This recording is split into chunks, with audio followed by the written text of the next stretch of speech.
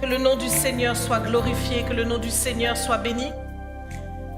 C'est vrai que le temps nous presse, mais cependant, nous voulons prendre tout ce que le Seigneur a mis en réserve pour nous lors de cette convention. Est-ce qu'on est d'accord avec cela? Est-ce que vous avez passé déjà 2 jours formidables dans la présence du Seigneur? Est-ce que vous avez reçu des choses formidables dans la présence du Seigneur? Est-ce que vous avez senti l'ascension? Amen, que le nom du Seigneur soit béni. Alors nous allons continuer de monter. Dis à quelqu'un à côté de toi, ce n'est pas fini. Le Seigneur a encore quelque chose à te dire. Ah, oui, la parole de Dieu est abondante au milieu de nous. Alors, j'aimerais tout simplement apporter une conclusion à ce que nous avons dit, mais qui va nous aider véritablement à confirmer véritablement notre ascension.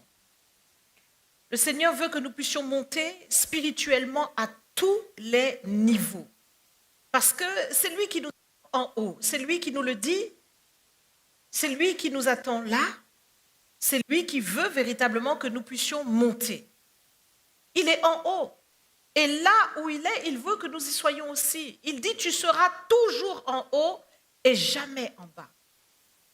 Cette parole s'adresse à toi qui m'écoutes, quel que soit ton âge, quel que soit le temps que tu as mis depuis que tu es converti, quel que soit donc le temps de conversion, quelle que soit ta réalité, le Seigneur s'adresse à toi.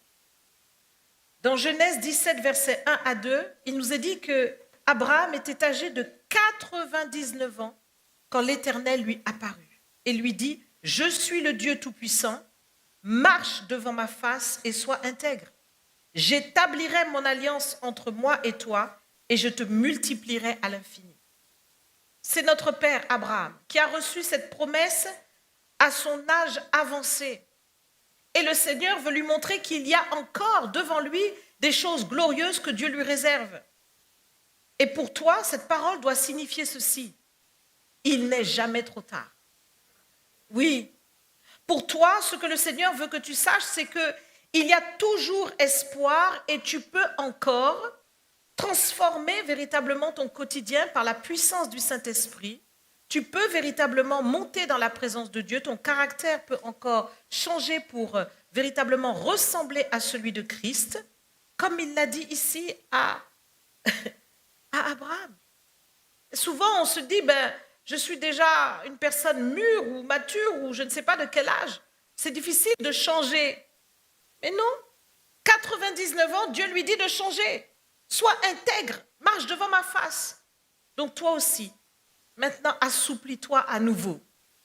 Assouplis-toi à nouveau pour être capable et malléable, pour être malléable dans les mains du Seigneur. Ce que Dieu veut, c'est que tu puisses marcher devant sa face, que tu ne te caches plus pour faire sans lui les choses. Tu n'y arriveras pas. Dans ta vie au quotidien, il faut que tu réalises que le Seigneur l'a racheté, ta vie, il l'a racheté par la puissance de son sang. Aussi, tu ne t'appartiens plus. Tu n'es plus à toi-même. Tout ce que tu vas essayer par toi-même, tu ne réussiras pas parce que tu lui appartiens. Et donc, ce qui est important, c'est que tu puisses véritablement rechercher le plan de Dieu et laisser le Seigneur régner sur toi. Il veut que tu sois intègre. Intègre, c'est véritablement une seule personne. Ce n'est pas la duplicité dont parlait Pasteur David tout à l'heure, mais une personne intègre. C'est-à-dire que ce que tu dis, c'est ce que tu fais. Et ce que tu fais, c'est ce que tu dis. Ce que tu sais, c'est ce que tu pratiques. Et ce que tu ne veux pas, c'est ce que tu ne fais pas. Amen. Et si tu vois que tu as du mal à véritablement marcher dans cette intégrité-là, alors, s'il te plaît, prends la clé de la prière et du jeûne. Prends la clé de la prière et du jeûne. Parce que le jeûne est une clé majeure pour ta transformation. Nous parlons de monter sur la montagne spirituellement, c'est ce que ça signifie. Jeûner et prier afin que ta transformation soit profonde, afin que tu sois capable de recevoir le vin nouveau que le Seigneur veut te donner. Ce vin nouveau, c'est l'Esprit. Nous avons dit que c'est lui qui détient ton ascension, qui pourra t'emmener par les raccourcis de Dieu là où Dieu veut. Mais il te faut le Saint-Esprit. Et pour que tu aies le Saint-Esprit, il faut que tu sois transformé, que tu sois vraiment un vase nouveau. Ah oui, dans Luc chapitre 5, verset 35, le Seigneur dit « Personne ne met du vin nouveau dans de vieilles outres. » Donc le Seigneur ne mettra pas son esprit dans quelqu'un qui n'est pas renouvelé. Et c'est pourquoi il faut jeûner. Il le dit ici. Autrement, le vin nouveau fait rompre les outres, il se répand et les outres sont perdues. Le Seigneur ne veut pas te perdre. Mais il faut mettre le vin nouveau dans des outres neuves. Donc il faut que tu jeûnes, que tu pries, c'est le conseil du Seigneur. Il dit en ces jours-là, ils jeûneront. Donc il faut que tu jeûnes pour devenir une outre neuve. Parce que le jeûne va vraiment briser la chair, va vraiment assujettir la chair, va faire mourir la chair et tu seras transformé. Mais regardez cette phrase que le Seigneur dit ensuite. Il dit « Personne, après avoir bu du vin vieux, ne veut du nouveau. Car il dit « Le vieux est bon ». C'est beaucoup plus facile de rechercher ce vin vieux, habituel, que de s'arracher pour rechercher le vin nouveau. C'est plus facile de se laisser, de s'adonner à la distraction. C'est plus facile de faire comme tout le monde. C'est plus facile d'avoir une vie de routine. C'est plus facile de ne pas passer des veillées à rechercher le Seigneur. C'est plus facile de ne pas jeûner. C'est plus facile de se distraire dans les réseaux sociaux, dans les jeux vidéo. C'est plus facile. Le vin nouveau est meilleur. Chacun pense que le vin vieux est bon. Chacun pense que le vin vieux est meilleur. Mais en réalité, au bout, c'est la mort. Au bout, tu ne rentres pas dans les choses. Et donc, il te faut un positionnement. Il faut vraiment t'arracher. Il faut vraiment t'efforcer. Il faut vraiment tout faire et réaliser qu'il t'est donné un temps. Après quoi, dans le ciel, il ne sera plus le temps d'aller chercher du vin nouveau. C'est fini. Aller chercher à faire les grandes choses que l'Éternel a destinées pour toi, c'est terminé. Donc tu dois courir. Tu dois racheter le temps. Tu dois aller vite. Tu dois sentir l'urgence parce que tu as beaucoup de choses à faire. Tu as de grandes choses à faire. Être rempli du Saint-Esprit, c'est pour pouvoir accomplir les choses. Donc, il ne faut pas passer sa vie à chercher à être une nouvelle créature. Il faut passer sa vie à accomplir les œuvres de Dieu. Donc, devenir une nouvelle créature, c'est maintenant. Parce que le reste du temps, tu as beaucoup de choses à faire pour la gloire de Dieu. Et le Seigneur, qui veut te confier beaucoup, est celui qui va regarder à ta vie et voir si elle peut porter. Et dans Matthieu 25, le Seigneur explique comment il fait, comment ça se passe, comment il distribue ses dons, ses talents et comment le Seigneur qualifie. Dans Matthieu 25, verset 14, il en sera comme d'un homme qui, partant pour un voyage, appela ses serviteurs et leur remit ses biens. Il donna 5 talents à l'un, 2 à l'autre, et un 3e à chacun selon sa capacité. Et il partit. Aussitôt, celui qui avait reçu les 5 talents s'en alla, les fit valoir, et il gagnit 5 autres. De même, celui qui avait reçu les 2 talents en gagna 2 autres. Celui qui n'en avait reçu qu'un alla faire un creux dans la terre, cacha l'argent de son maître. Longtemps après, le maître de ses serviteurs revint et leur fit rendre compte. Celui qui avait reçu les 5 talents s'approcha en apportant 5 autres et dit « Seigneur, tu m'as remis 5 talents? Voici, j'en ai gagné 5 autres. » Son maître lui dit « C'est bon, c'est bien, bon et fidèle serviteur. Tu as été fidèle en peu de choses, je te confierai beaucoup. Entre dans la joie de ton maître. » Celui qui avait reçu les 2 talents s'approcha aussi et il dit « Seigneur, tu m'as remis 2 talents, voici, j'en ai gagné 2 autres. » Son maître lui dit « C'est bien, bon et fidèle serviteur, tu as été fidèle en peu de choses, je te confierai beaucoup. Entre dans la joie de ton maître. Celui qui n'avait reçu qu'un talent s'approcha ensuite et il dit, Seigneur, je savais que tu es un homme dur, qui moissonne où tu n'as pas semé et qui amasse où tu n'as pas vanné. J'ai eu peur et je suis allé cacher ton talent dans la terre. Voici, prends ce qui est à toi. Son maître lui répondit, serviteur méchant et paresseux, tu savais que je moissonne où je n'ai pas semé, que j'amasse où je n'ai pas vanné. Il te fallait donc remettre mon argent au banquier. Et à mon retour, j'aurais retiré ce qui est à moi avec un intérêt. Ôtez-lui donc le talent, donnez-le à celui qui a les 10 talents, car on donnera à celui qui a, et il sera dans l'abondance. Mais à celui qui n'a pas, on ôtera même ce qu'il a. Cette parole, si tu crains Dieu, te fait trembler. Amen. Parce que tu réalises ce qui va se passer en fait. C'est-à-dire que tu réalises que le Seigneur va véritablement demander compte sur chaque chose qu'il nous a donnée. Et ici, si je prends le temps de rentrer dans la puissance de ce message, nous allons voir que le Seigneur ne parle pas d'autre chose que des moyens qu'il nous a donnés. Il parle de talents, mais ce n'est pas des talents, des dons spirituels, des choses. Non, non, non, non, non. Là, il parle d'argent. Il parle d'argent. Et c'est vrai que cette image que le Seigneur donne peut être aussi déclinée à tous les niveaux.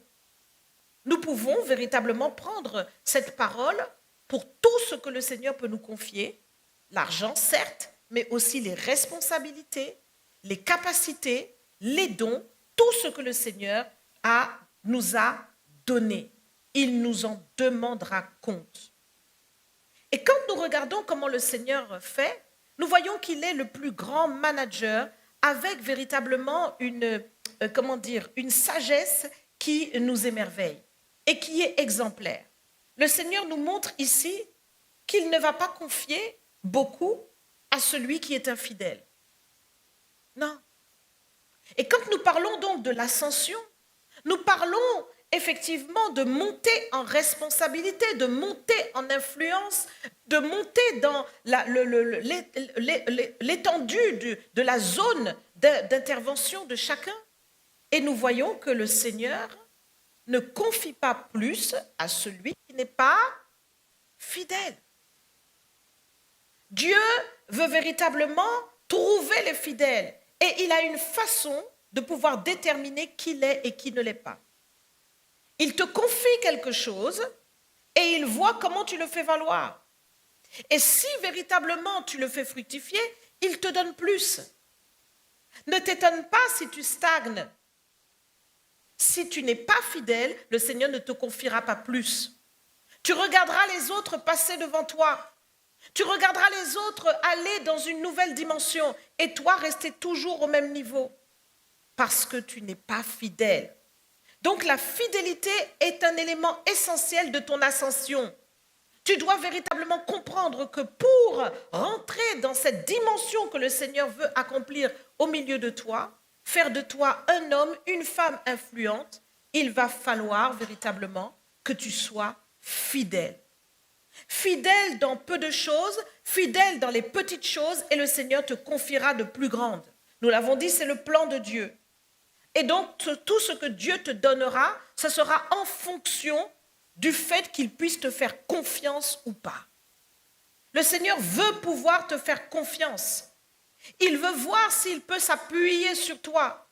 Quand nous regardons dans cette parabole, nous voyons véritablement que le Seigneur a vu celui à qui il n'avait donné qu'un seul talent, qui a trouvé des excuses en disant que c'est toi, maître, tu es méchant, tu es dur, tu es ceci, tu es cela. Et le Seigneur lui a dit, mais c'est toi qui es paresseux, c'est toi qui es méchant.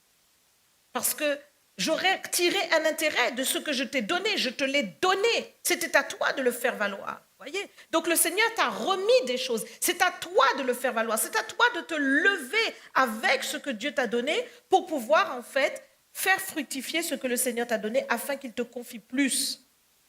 Dans Luc 16, versets 11 à 12, le Seigneur te dit, si donc vous n'avez pas été fidèles dans les richesses injustes, qui vous confiera les véritables?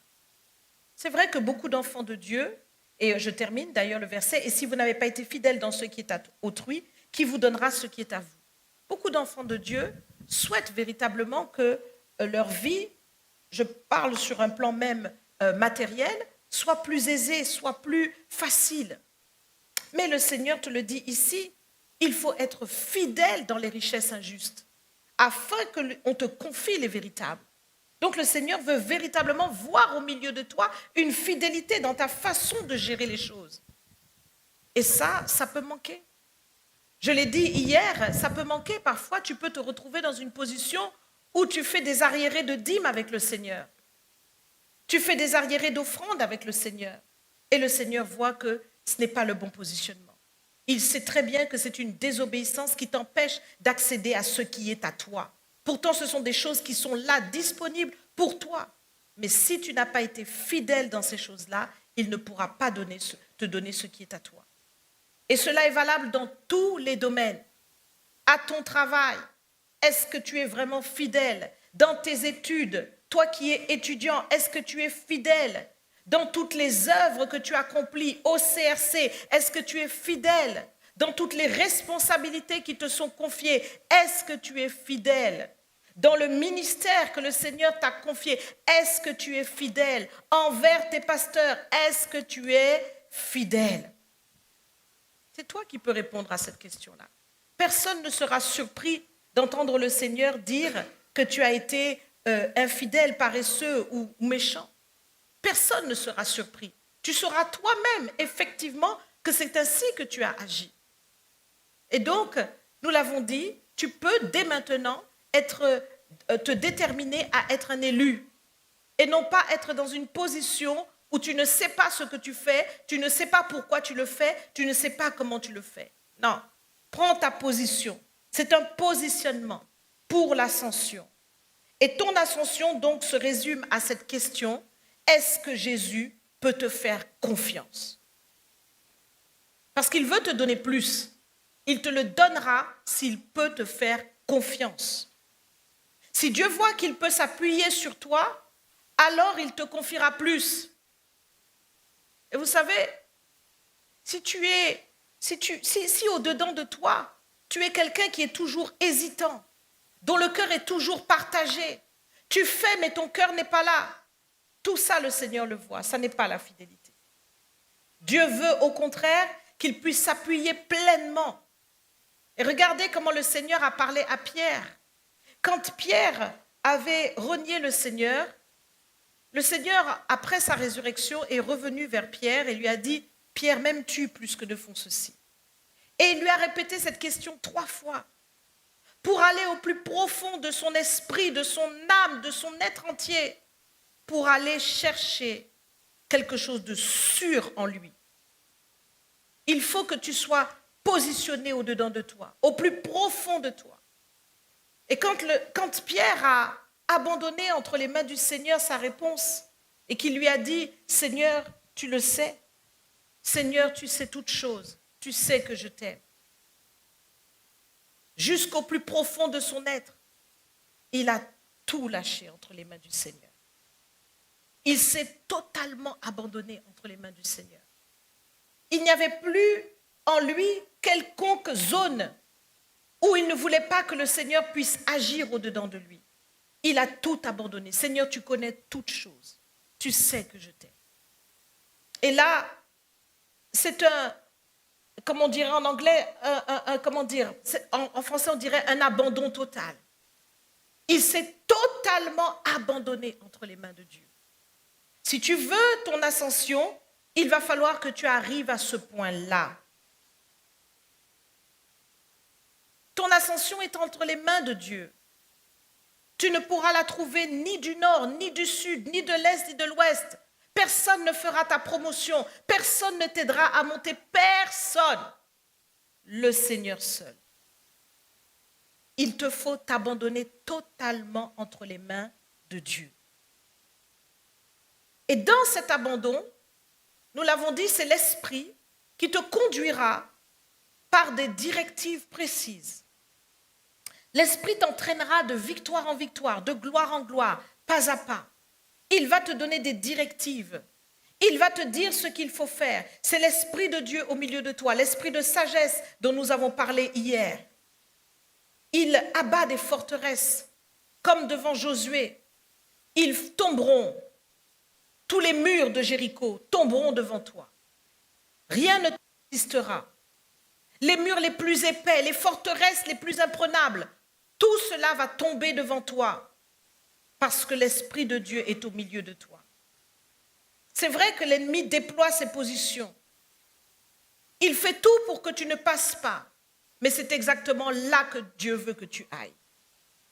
Nous le voyons lorsque le Seigneur a emmené Joseph en Égypte. C'est là que le Seigneur a voulu élever Joseph, en Égypte. Nous le voyons encore, je parlais de Josué, il a fallu aller devant Jéricho. C'est là que le Seigneur a élevé Josué. Le Seigneur te place dans des situations ou dans des contextes difficiles pour manifester sa gloire. Daniel, en plein Babylone, c'est là que le Seigneur l'a élevé. Donc ne t'étonne pas.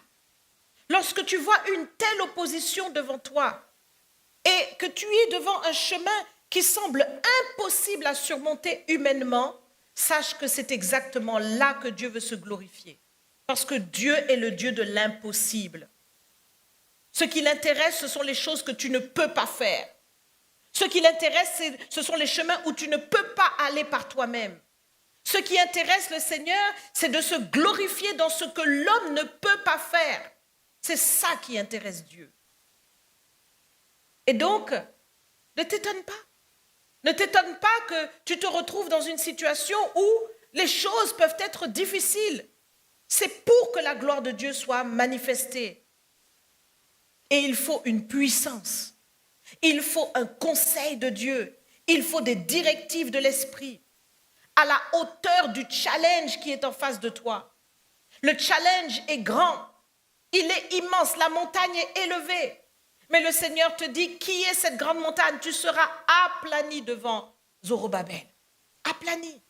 Donc le Seigneur a quelque chose à te dire par des directives qui dépassent l'entendement et qui ont la capacité de renverser les circonstances.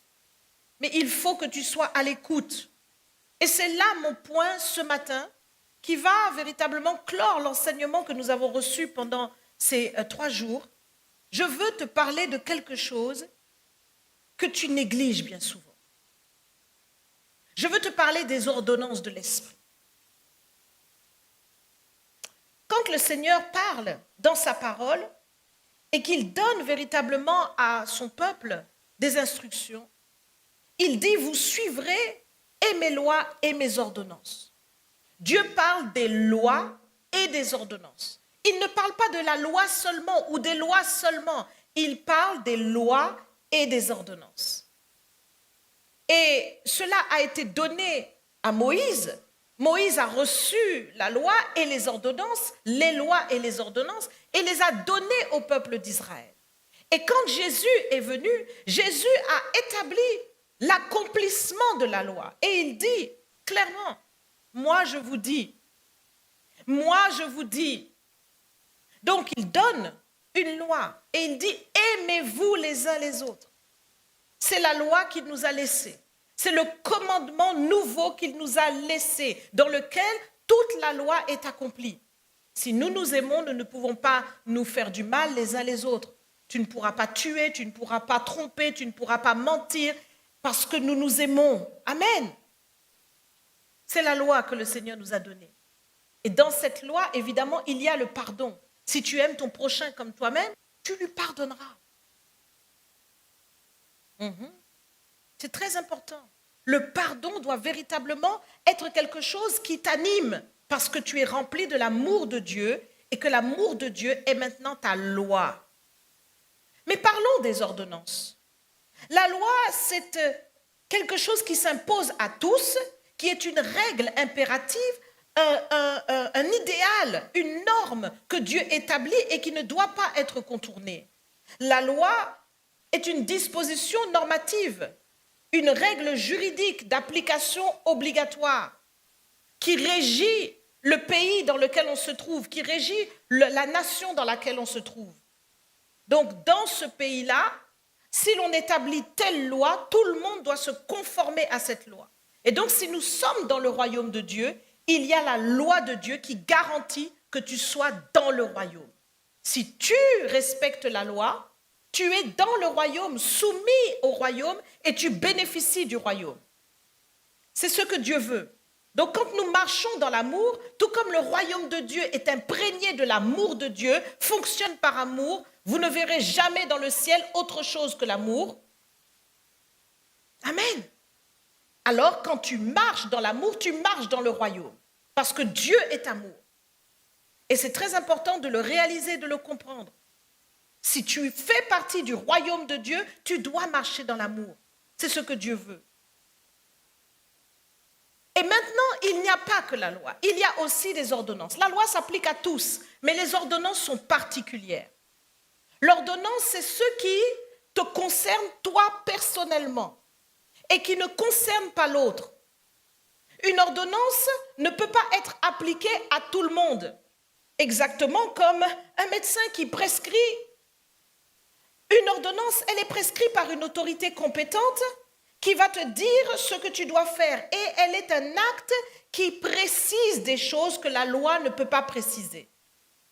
Donc quand le médecin te prescrit une ordonnance et qu'il va te dire par exemple que pour toi, il faut que tu prennes tel médicament, cette ordonnance-là ne peut pas être appliquée à quelqu'un d'autre, ça ne correspond pas à lui. Est-ce que nous comprenons cela? Voilà. Et donc quand Dieu nous parle des lois et des ordonnances, il n'a pas changé. Jésus est venu accomplir la loi. Et il vient et il nous donne la loi de l'esprit de vie, qui est la loi de l'amour en Jésus-Christ, mais il nous donne aussi des ordonnances. Et ces ordonnances nous viennent par le Saint-Esprit. Le Saint-Esprit, dans ta vie, au quotidien, va te parler. Et il va te dire des choses qui sont conformes à ce qui est déterminé sur ta vie. Le Saint-Esprit va te donner des ordres particuliers. Et ces ordres particuliers te concernent toi personnellement et ne concernent personne d'autre. Si le Seigneur te dit, par exemple, dans ton sommeil, va au CRC. Et que tu te débats avec cela. Que tu ne viens pas. Que tu résistes parce que tu penses que, bon, ben oui, j'ai bien vu dans le son, j'ai vu Pasteur Jocelyne, j'ai vu Pasteur David. Mais tu négliges ce que le Seigneur t'a montré, tu n'es pas en train d'obéir aux ordonnances du Seigneur. Voyez, l'ordonnance, c'est vraiment quelque chose de très important et que nous négligeons. Nous pensons que ce n'est pas grave, j'ai le choix, je fais ce que je veux. Or, le Seigneur a ordonné. Il a dit clairement que vous observerez mes lois et mes ordonnances. Mais nous croyons que ce n'est pas important. Nous nous disons, c'est pas grave. Le Seigneur te dit, jeûne aujourd'hui. Et puis, oh, un petit café. Oh, un petit jus. Le Seigneur te dit, par exemple, apprends l'anglais. Oh, oui, je le ferai, Seigneur, un de ces jours. Le Seigneur te dit, écris un livre. Aïe, aïe, aïe, comment je dois commencer? Et puis, tu laisses le temps passer. Donc, le Seigneur a beaucoup d'ordonnances qu'il dit dans ta vie, mais tu ne réalises pas l'importance de ces ordonnances-là. Et ce que j'aimerais vous faire réaliser, c'est que la loi te permet de vivre en conformité dans le royaume, mais l'ordonnance, elle, te mène à la bénédiction sur la terre. La loi te met en conformité avec le royaume et assure ton salut pour l'éternité. Mais les ordonnances du Seigneur, ce sont elles qui t'emmènent à la bénédiction.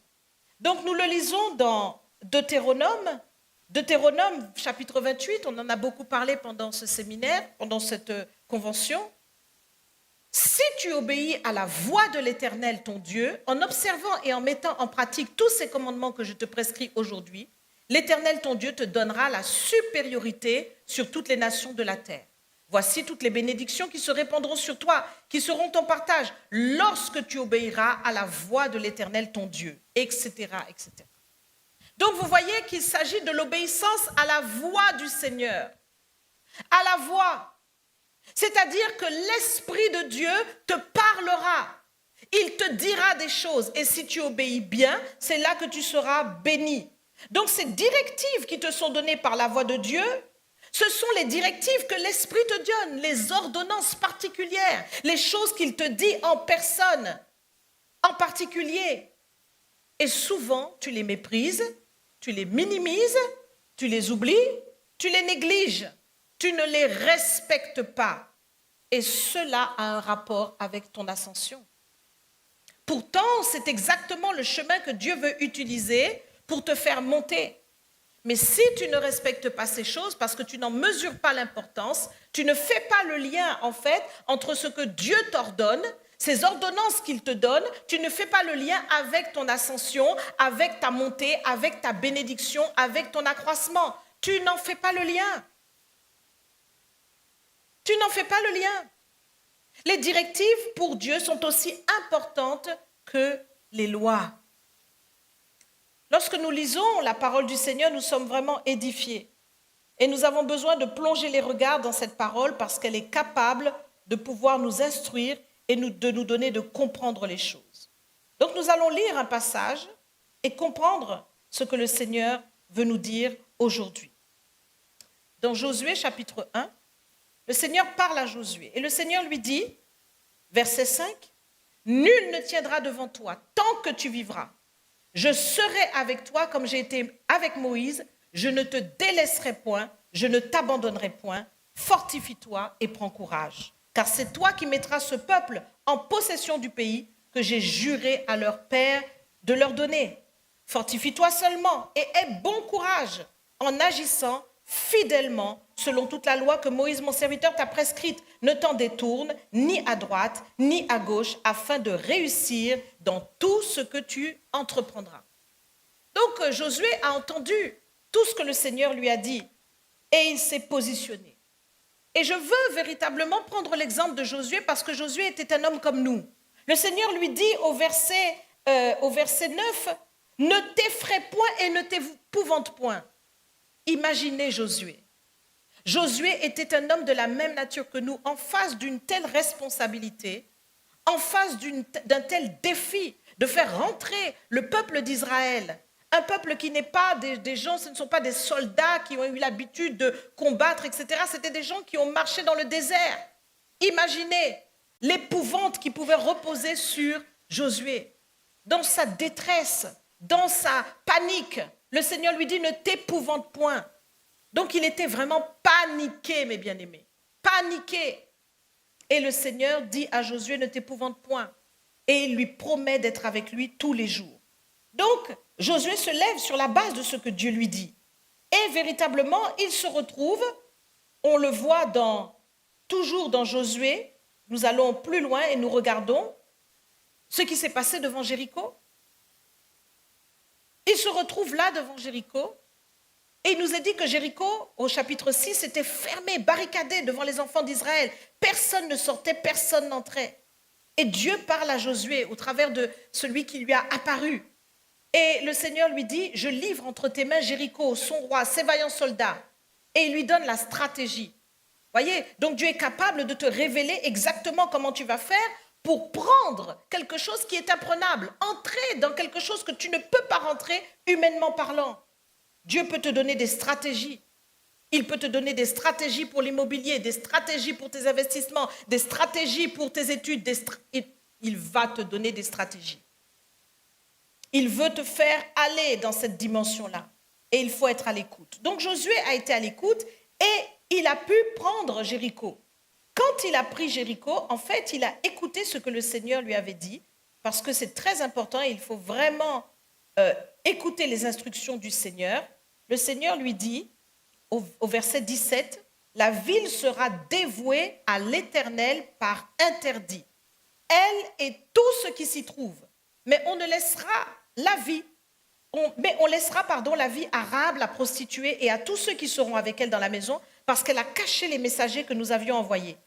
Gardez-vous seulement de ce qui sera dévoué par interdit, car si vous preniez de ce que vous aurez dévoué par interdit, vous mettriez le camp d'Israël en interdit et vous y jetteriez le trouble.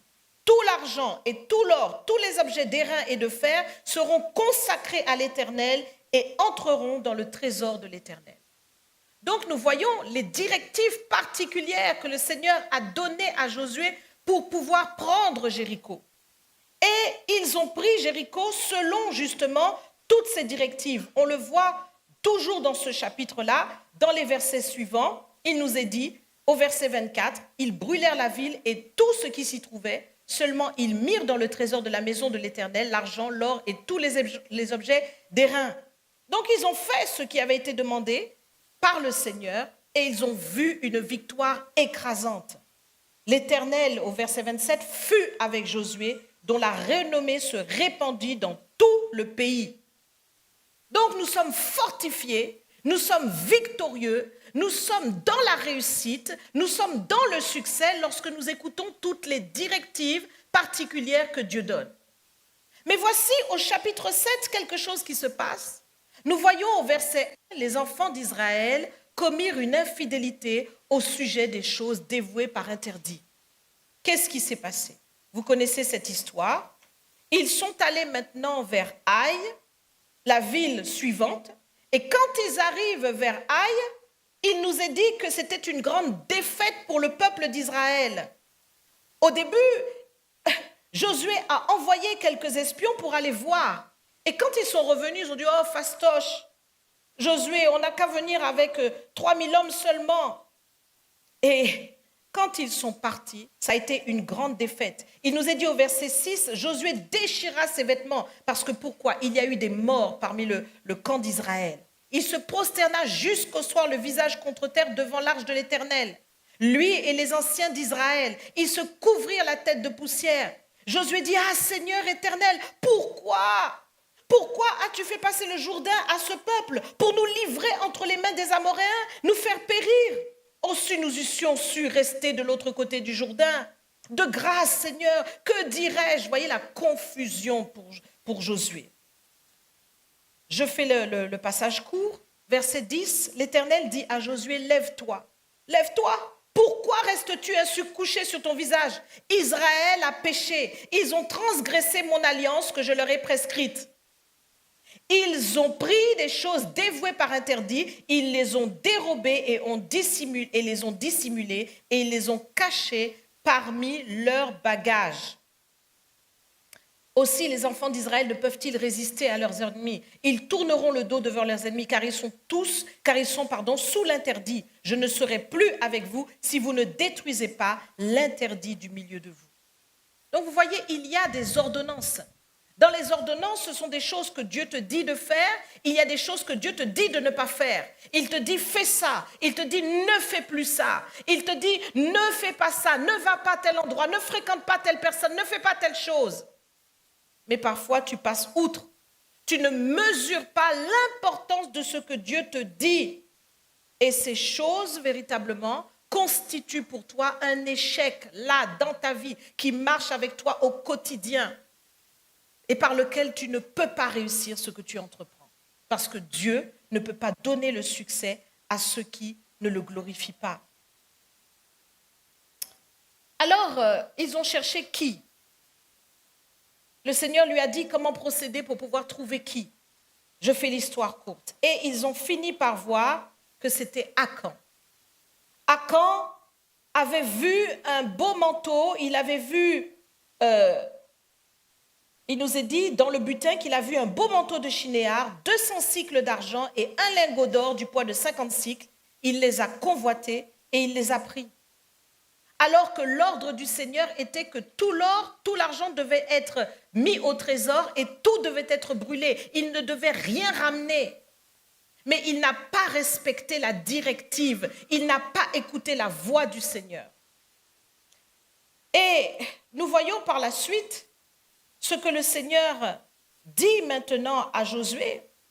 Au chapitre 8, le Seigneur, une fois qu'ils ont donc lapidé Akan, toute sa maison, parce qu'il fallait détruire celui qui avait mis ce trouble dans le camp d'Israël, eh bien au chapitre 8, le Seigneur dit maintenant que l'interdit a été enlevé du milieu de vous.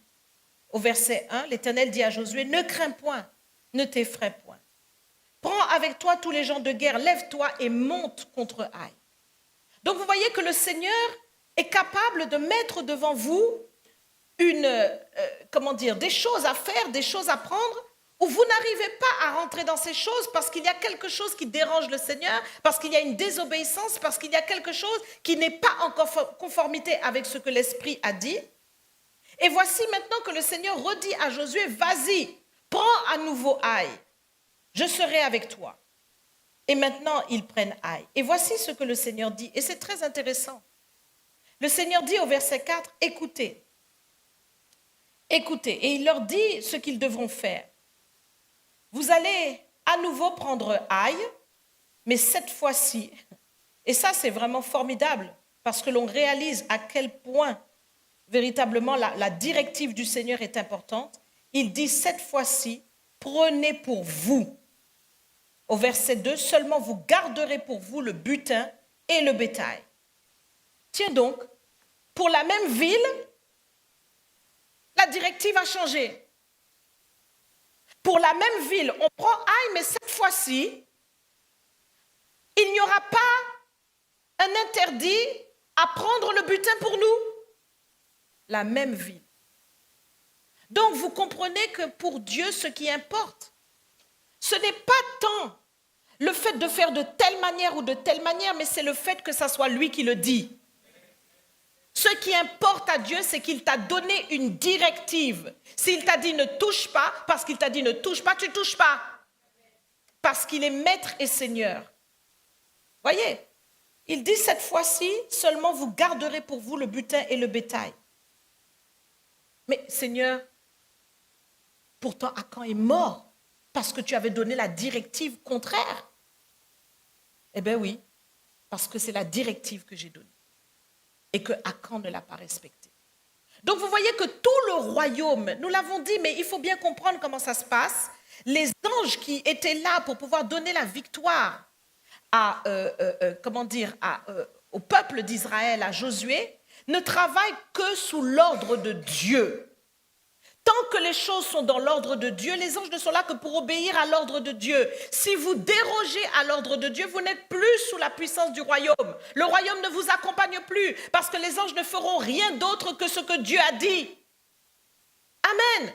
Donc il faut bien prendre en compte toutes les directives que l'Esprit te donne. Il faut écouter la voix du Seigneur. Et je le répète, c'est cette voix du Seigneur qui est capable de conduire dans ta bénédiction. Parce que les bénédictions, c'est pour la terre. Les directives, c'est pour la terre. Les ordonnances, c'est pour la terre. C'est ici-bas que l'Esprit de Dieu te donne une ordonnance pour que tu saches comment tu vas marcher dans ta vie particulière, dans toutes les choses que tu traverses. Et tu ne peux pas savoir quel est l'impact de telle ou telle directive. Tu ne pourras jamais savoir. Le Seigneur peut te dire aujourd'hui, il parle à ton cœur, il te dit, mets 50 € dans l'offrande.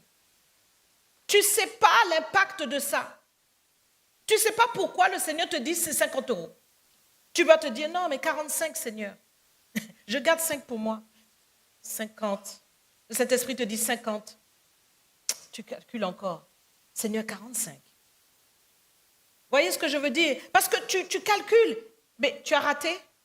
Tu as raté peut-être quelque chose de glorieux que le Seigneur allait déclencher juste par cette obéissance. C'est juste une question d'obéissance, en fait, mes bien-aimés. Nous le voyons au travers de la vie d'Akan. Akan a perdu toute sa vie, sa maison, sa famille, tout le monde. Quand nous lisons ce passage, prenez le temps de le lire. Toute sa maison a été dans la destruction à cause d'un manteau qu'il a convoité, des cycles d'argent qu'il a convoité et du lingot d'or qu'il a convoité.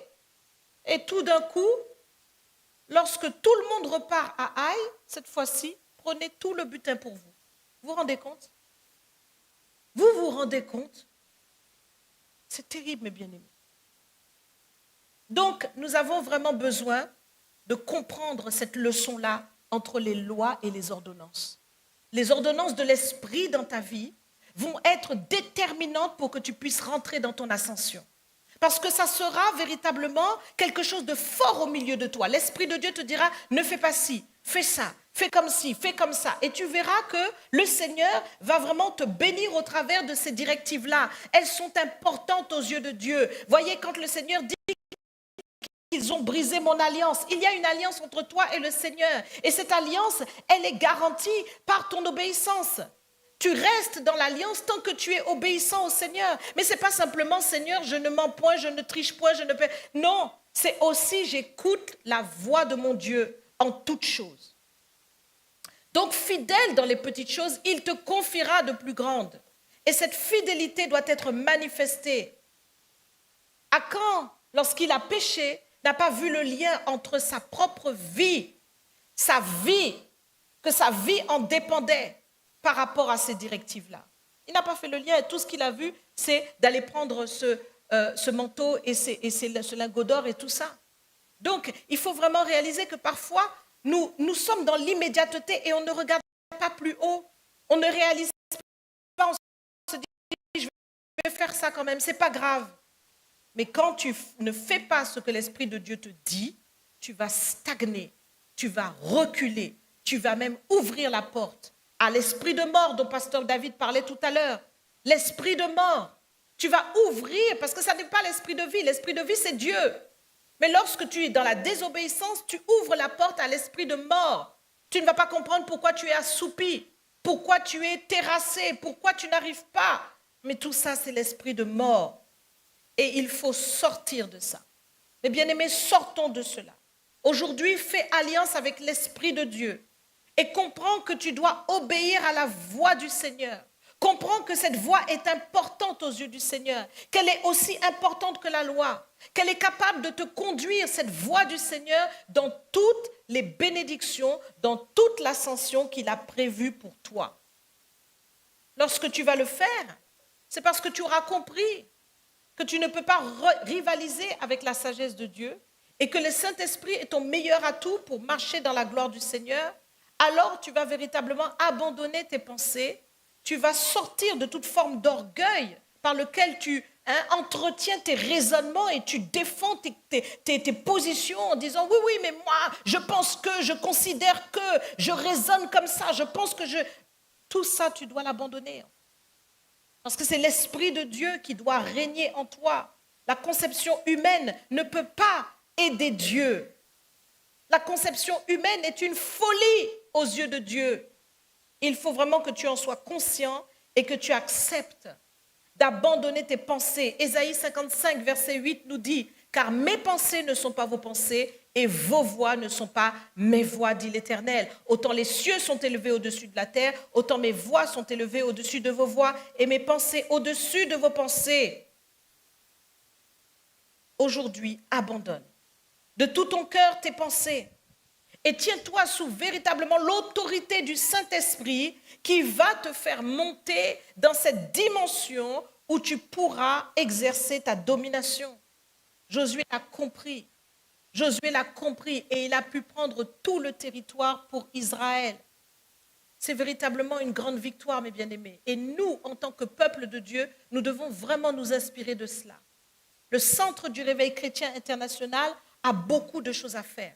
On ne peut pas passer notre temps à être, je parle de la plateforme des membres qui ont cette vision du CRC, qui ont compris que le Seigneur les appelle dans cette vision du CRC. On ne peut pas passer notre temps à être en train de travailler sur nous. On a des choses à faire. Oui, il faut basculer dans l'obéissance. Il faut basculer dans cette dimension puissante. Il faut rentrer dans une nouvelle étape. Et c'est maintenant, mes bien-aimés. Amen. On a des choses à faire. Il faut que l'on monte. Il faut que la gloire de Dieu soit manifestée. Il faut que l'influence du CRC soit puissante dans les nations. On a du travail. Le Seigneur, en peu de temps, est capable de te faire monter dans des choses qui dépassent ton entendement. En peu de temps. Ce n'est pas un problème pour Dieu. Pas du tout. Mais ce qui est important, c'est que toi, tu te positionnes comme il convient. Alors, nous allons véritablement rentrer dans ces choses, mes bien-aimés. Je vais terminer par là parce que j'aurais pu passer plus de temps, mais le temps est déjà parti. Et nous allons maintenant nous lever et nous allons nous positionner. Vous avez compris l'essentiel. Est-ce que vous avez compris ça? Vous avez compris l'essentiel.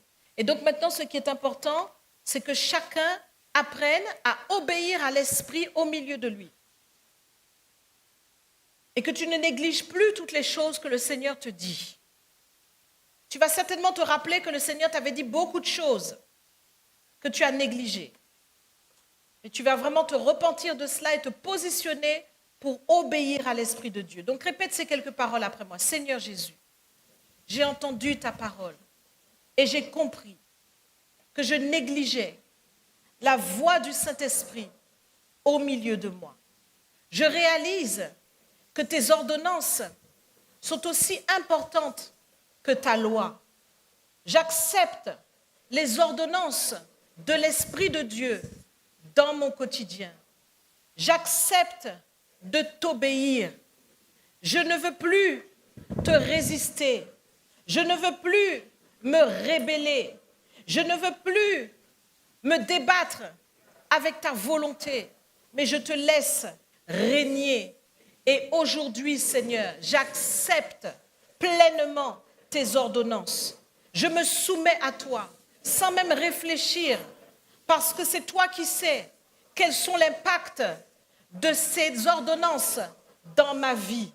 Aujourd'hui, je rentre dans ces choses et je sais que par cette communion avec ton esprit, ta gloire peut être manifestée.